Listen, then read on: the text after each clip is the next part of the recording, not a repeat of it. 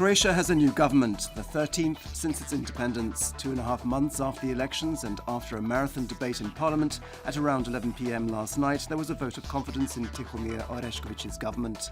83 MPs supported it, 5 abstained and 61 were against.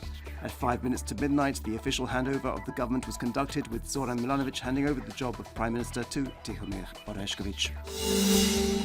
And at 10 a.m. this morning, Prime Minister Tihomir Orešković held his first cabinet session with his ministers.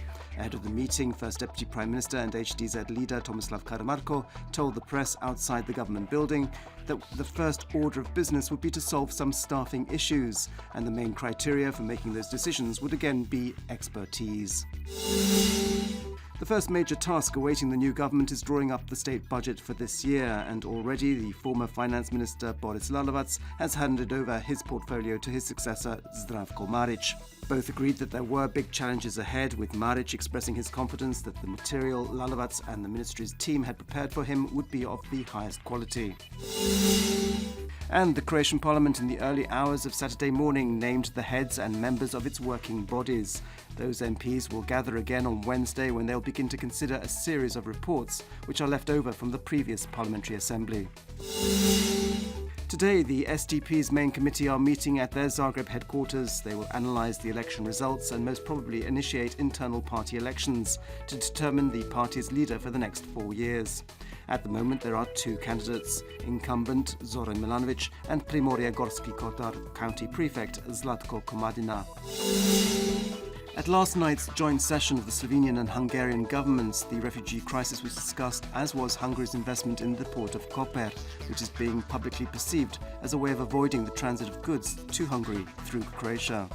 Hungarian Prime Minister Viktor Orban, who said that refugees would never be allowed to pass through his country again, supported a proposal from the Slovenian Prime Minister Miro Cerar that the refugee crisis should be solved by putting up fences along the border between Macedonia and Greece. Sport, and the biggest event today is Croatia's encounter against France at the European Handball Championships in Poland. Croatia has won its last 2 games against Iceland and Macedonia very convincingly, but it's not clear whether that will be enough to defeat the actual European, World and Olympic champions, France. The match begins at 6:15 p.m. This afternoon's forecast calls for moderately to heavily overcast weather in most regions. This afternoon, some light snow is expected in places, firstly in northwestern regions and then during the evening and night in the east of the country. On the coast, there could be the odd drop of rain. There'll be a light to moderate northwesterly wind on the coast, which will strengthen, while during the night there'll be a northerly and northeasterly Bura wind. Highest daily temperatures will be between -2 and +3 degrees Celsius inland and between 5 and 10 degrees on the coast. Until Tuesday, it should be partly sunny and mainly dry inland. On Sunday morning, there could be heavy cloud cover in eastern Slavonia and some light snow. The chance of fog will increase, especially in the mornings. Temperatures will rise a little, especially in the mornings. On the coast, the next 3 days will be sunny, becoming gradually warmer, while on Tuesday along the northern coast, a build-up of cloud is expected.